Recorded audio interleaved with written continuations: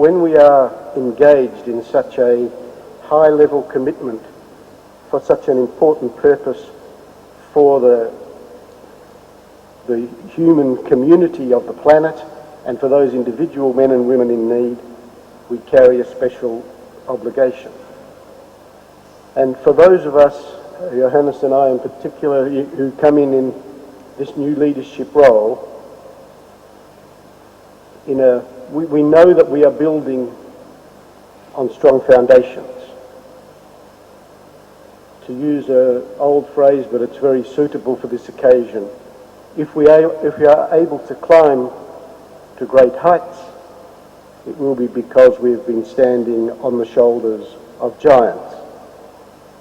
So we look forward to this challenge, and I do, working with you all, this new era in which we are working of constrained, developed country budgets, competing international agendas, offers challenge and great opportunity.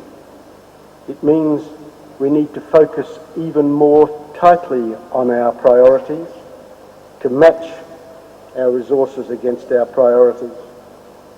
And I want to pick up something that's been quite a theme of today's discussion here in the auditorium, about a very important thing that I think over this 4-year period we need to give particular attention to. Because during the time between this General Assembly and the next, the United Nations will set forward its successor regime to follow the Millennium Development Goals. And a top priority for us all must be to ensure that eye health and the broader issue of disability gets proper recognition in the new goals and in the benchmarks against which it's assessed.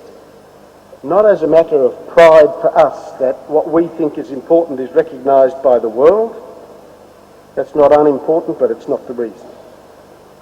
The reason is that if that occurs,